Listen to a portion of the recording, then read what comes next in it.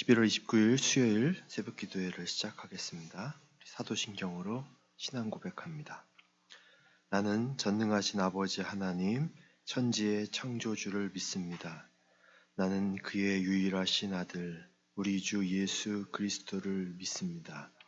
그는 성령으로 잉태되어 동정녀 마리아에게서 나시고 본디오 빌라도에게 고난을 받아 십자가에 못 박혀 죽으시고 장사된 지 사흘 만에 죽은 자 가운데서 다시 살아나셨으며 하늘에 오르시어 전능하신 하나님 우편에 앉아 계시다가 거기로부터 살아있는 자와 죽은 자를 심판하러 오십니다. 나는 성령을 믿으며 거룩한 공교회와 성도의 교제와 죄를 용서받는 것과 몸의 부활과 영생을 믿습니다. 아멘. 찬송가 20장 함께 하시겠습니다. 찬송가 20장입니다.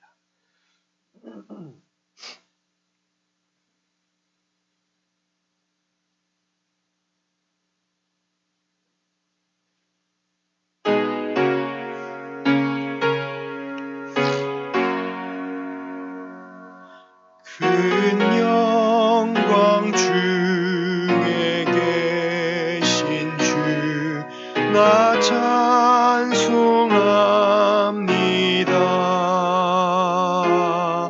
영원히 계신 주 이름 나 찬송합니다.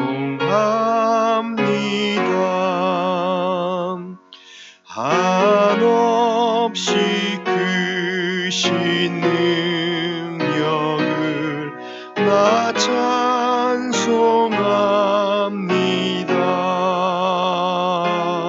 참되고 미쁜 그 언약 나 찬송합니다. 온 천지 창조하시던 그 말씀이 있어 영원히 변치 않는 줄 나 믿사옵니다.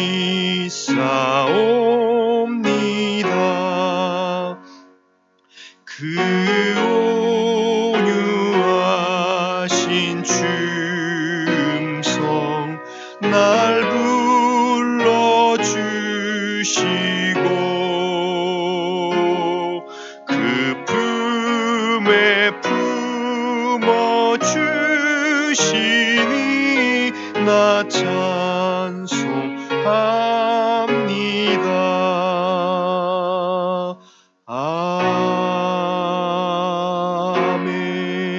아멘. 오늘 주신 하나님의 말씀은 출애굽기 32장 1절부터 6절까지의 말씀입니다. 출애굽기 32장 1절부터 6절까지의 말씀입니다. 이 말씀 한 목소리로 함께 받들어 읽겠습니다. 백성이 모세가 산에서 내려옴이 더딤을 보고 모여 백성이 아론에게 이르러 말하되 일어나라 우리를 위하여 우리를 인도할 신을 만들라. 이 모세 곧 우리를 애굽 땅에서 인도하여 낸 사람은 어찌 되었는지 알지 못함이니라. 아론이 그들에게 이르되 너희의 아내와 자녀의 귀에서 금고리를 빼어 내게로 가져오라. 모든 백성이 그 귀에서 금고리를 빼어 아론에게로 가져가매 아론이 그들의 손에서 금고리를 받아 부어서 조각칼로 새겨 송아지 형상을 만드니 그들이 말하되 이스라엘아 이는 너희를 애굽 땅에서 인도하여 낸 너희의 신으로다 하는지라. 아론이 보고 그 앞에 제단을 쌓고 이에 아론이 공포하여 이르되 내일은 여호와의 절이니라 하니 이튿날에 그들이 일찍이 일어나 번제를 드리고 화목제를 드리고 백성이 앉아서 먹고 마시며 일어나서 뛰놀더라. 아멘. 어제 시내산 그리고 십계명 그리고 언약에 관련된 말씀을 나눴습니다. 오늘 읽은 말씀의 본문의 배경을 보면 모세는 지금 시내산 위에 40일간 머물러 있습니다. 그래서 하나님을 만나서 십계명을 비롯한 규범을 받습니다. 사실 얼마 전까지만 해도 이스라엘 백성은 억압받는 노예에 불과했죠. 애굽에서 사람 취급도 받지 못했습니다. 그런데 하나님께서는 그들의 부르짖음을 들으셨고 그들을 종살이에서 구원해 주셨습니다. 출애굽시켜 주셨죠. 모세와 아론을 앞장 세워서 시내산으로 데려가서 거기서 지금 말씀하시고 십계명을 비롯한 율법 그것을 주고 이스라엘 백성과 언약 관계를 맺고 계십니다. 또 거기에서 하나님은 이스라엘 백성이 하나님을 위하여 지어야 할 이동식 천막, 이동식 장막에 관련된 지시를 받습니다. 우리는 그것을 성막이라고 부릅니다. 성막은 하나님의 이동식 집입니다. 어쩌면 이스라엘 백성이 애굽에서 보았던 신전과 아마 비슷한 것이었을 것입니다. 하지만 가장 중요한 점이 무엇이었냐면 그 성막에는 하나님의 신상이 없었다는 거죠.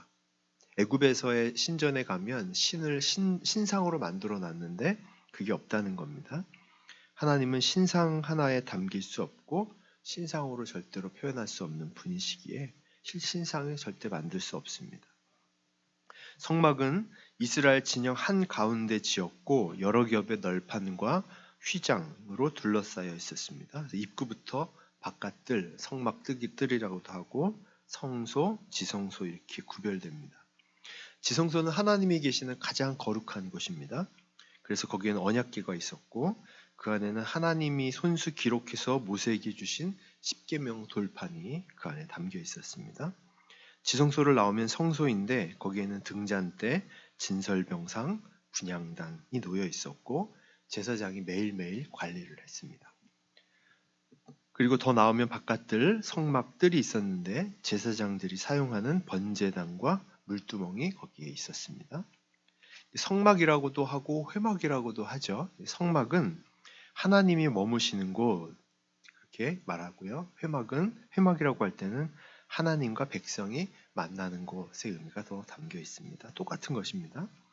이전까지는 하나님을 잠깐 만난 적은 있었어요. 그런데 하나님이 이스라엘 백성 가운데 함께 계속 머물지는 않으셨습니다. 근데 이스라엘 백성에게 성막을 지으라고 하신 것은 하나님께서 자기 백성 가운데 사시겠다는 것을 의미합니다. 한마디로 이스라엘 백성이 약속하신 땅, 그 땅까지 가는 내내 그들과 함께 동행하겠다. 그런 의미로 성막을 지어주신 것이죠. 하나님은 자신의 백성들을 시내산에서 한 번 만나고 마는 분이 아니었고 그들 가운데 찾아가셔서 계속 머무시는 분이 바로 하나님이셨습니다. 또 성막에 관련된 것과 더불어서 제사에 관련된 규례도 주십니다. 레위기를 보면 제사에 대해서 많이 나오죠. 이것은 제사에 관련된 것은 하나님과의 언약이 깨졌을 때 다시 회복하는 방법을 알려주시는 거예요. 그러니까 번제, 속죄제, 속건제 이런 제사들은 하나님이 주신 율법을 어겼습니다. 그래서 하나님과의 관계가 깨졌습니다. 끝나는 게 아니라 그 관계를 다시 회복하는 방법도 주신 것을 제사라고 이해하시면 됩니다. 또 하나님의 주권을 인정한다는 의미로 제물을 바치는 제사가 있었죠. 그게 소제라는 제사였고 공동체의 하나됨을 위한 제사도 있었습니다. 그게 화목제라는 제사였습니다.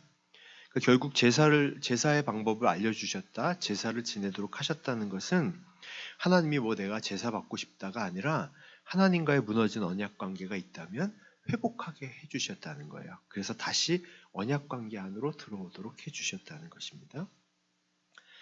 또한 하나님은 모세에게 제사장을 임명하라고 하셨죠. 제사장은 하나님의 뜻을 분별하고 하나님의 율법과 규례를 가르쳤고 성막을 책임지고 관리했습니다. 하나님과 백성들 사이를 중재하는 역할을 했습니다. 성막을 관리한다는 것은 성막이 더럽혀지지 않도록, 그러니까 오물이 묻는 더러움보다는 하나님의 그 이름에 걸맞는 모습을 계속 갖추도록 하나님의 거룩함을 수호하도록 한 것입니다.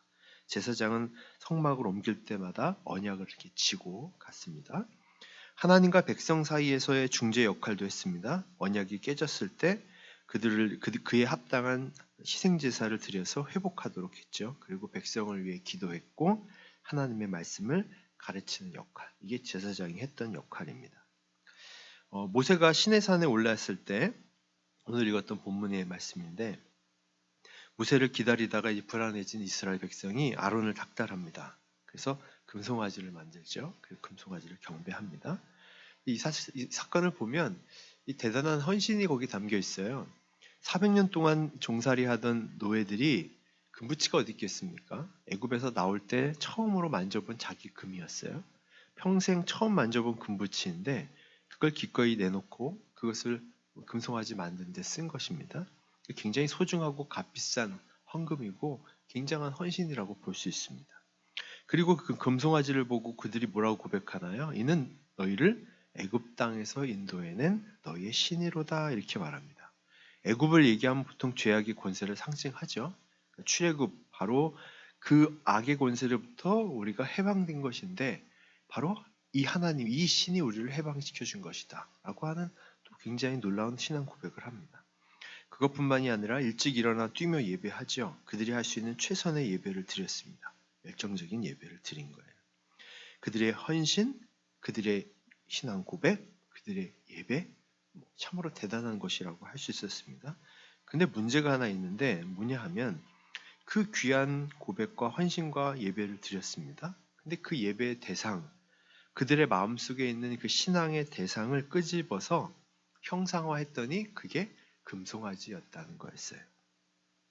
마음속에 예배의 대상을 가시화했더니 금송아지가 된 것입니다. 그럼 금송아지는 뭘까요? 금송아지는 애굽 사람이 섬겼던 풍요와 다신을 가져다 준다는 신을 말합니다. 그들이 애굽에서 노예 생활할 때 거기에 있었던 신이에요. 하늘에서 비를 내려주고 땅을 비옥하게 해서 풍년을 만들어준다는, 그리고 가축의 새끼를 많이 낳게 해서 부자가 되게 해준다는, 풍요와 다산을 가져다 준다는 신이었죠. 그러니까 그들은 하나님을 잘 알지 못했던 거예요. 그러니까 하나님을 애굽에서 보았던 그 정도 그 정도라고 생각한 것입니다. 부르기는 하나님이라고 불렀어요. 근데 그들 마음속에서 만들어낸 하나님이라고 하는 우상을 숭배한 꼴이 되어버리고 만 것입니다. 그래서 이것은 하나님께서 정말로 가장 원하지 않는 우상 숭배의 죄였기 때문에 이로 인해 모세는 이스라엘 백성을 멸하지 말라고 하나님께 기도해야 했습니다. 그게 바로 이 모세가 했던 어떤 그 제사장의 역할이었습니다. 하나님께서는 모세의 기도를 들으시고 그들을 멸하지는 않았지만 이 사건을 통해서 이제 우리는 쉽게 어떤 우려를 갖게 됩니다. 아, 이스라엘 백성이 하나님이 아닌 다른 것을 쉽게 섬길 수 있겠구나, 숭배할 수 있겠구나라는 생각을 할 수 있죠. 아니나 다를까 이스라엘 역사를 내내 보면 바로 이런 우상 숭배 일들이 계속 일어나는 것을 볼 수 있습니다.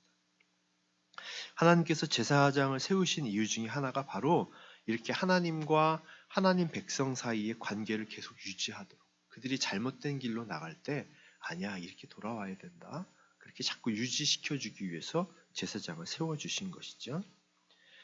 성막이 완성되었을 때 하나님의 임재가 그 속에 가득했습니다. 모세조차도 들어갈 수 없었습니다. 그렇게 위대하시고 광대하신 하나님이 자기 백성을 위해 그들 가운데 거하시면서 그들을 인도하시는 거죠. 바로 우리와 늘 함께 하시는 임마누엘의 하나님, 바로 그 하나님이 바로 그 장막을 만드시고 성막을 만드시고 함께 하셨던 동일한 하나님이셨습니다. 제사장 역할은 하나님과 백성 사이들의 관계 안에서 중재자 역할을 합니다. 가장 중요한 것 중에 하나는 하나님을 제대로 알게 하는 역할이 아닐까라는 생각이 들어요.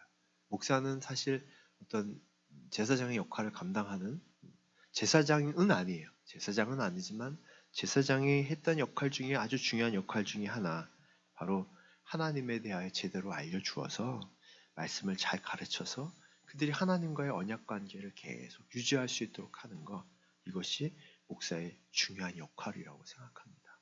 사실 성도님들이 목사를 위해서 계속 기도해 주셔야 하는 이유는 이 역할이 매우 중요하기 때문에 그래요. 우리는 언제나 하나님으로부터의 그 언약 관계로부터 벗어날 수 있는 존재고, 그것을 위해서 중재해야 할 역할이 바로 목사에게 있기에 여러분 목사님을 위해서 매일 기도해 주셨으면 좋겠습니다.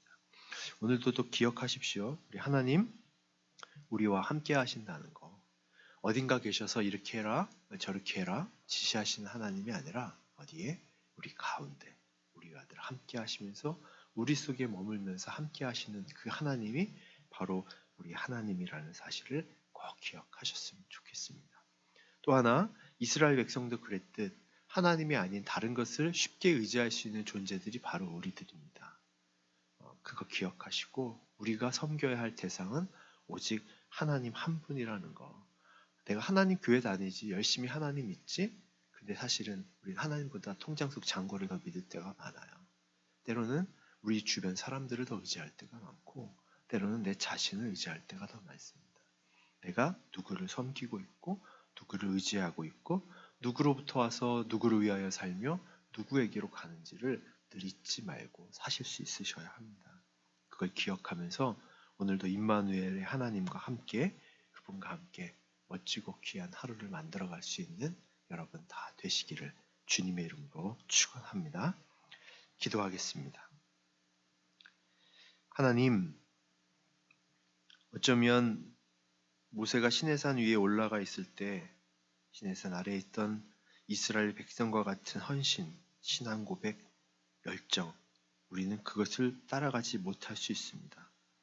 그러나 주님께서는 그런 겉모습이 아닌 그들이 정말 누구를 예배하고 있는지를 보셨고 그들이 하나님이라고 불렀지만 그것은 그들의 마음속에 새겨놓았던 신, 그 정도의 신이면 된다고 했던 그들의 우상 숭배였음을 우리는 늘 기억할 수 있도록 도와주시옵소서. 우리는 늘 태어나면서부터 우리 머릿속에 하나님에 대한 잘못된 이해를 가지고 삽니다. 성경을 통해 하나님이 그런 분이 아니라는 것, 하나님이 어떤 분이시라는 것을 우리는 평생을 배워갑니다. 하나님에 대한 오해를 하나님에 대한 이해로 바꾸며 살아갑니다.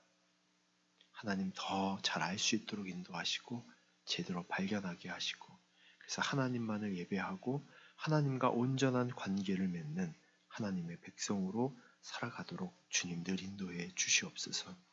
이 시간 정말로 간절히 주님 앞에 기도하는 것은 어딘가에서 우리를 지시하시는 하나님이 아니라 우리와 항상 함께 하시는 임마누엘의 하나님이심을 늘 감사드리며 나와 함께 하시는 주님께 상의하고 말씀드리고 고백하고 그렇게 주님과 더불어 살아가는 하루하루를 만들어 가도록 축복해 주시옵소서. 우리들의 인생이 하나님 덕분에 잘 사는 인생이 아니라 하나님과 함께 만들어가는 인생인 것을 기억하며 오늘도 주님과 함께 멋진 하루를 만들어 가도록 축복해 주시옵소서. 오늘도 주님과 함께 귀한 하루를 살아가기를 소원하옵고 살아계신 예수님의 이름으로 기도합니다. 아멘. 하늘에 계신 우리 아버지여, 이름이 거룩히 여김을 받으시오며 나라가 임하시오며 뜻이 하늘에서 이루어진 것 같이 땅에서도 이루어지이다. 오늘 우리에게 일용할 양식을 주시옵고 우리가 우리에게 죄 지은 자를 사하여 준 것 같이 우리 죄를 사하여 주시옵고 우리를 시험에 들게 하지 마시옵고 다만 악에서 구하시옵소서. 나라와 권세와 영광이 아버지께 영원히 있사옵나이다. 아멘.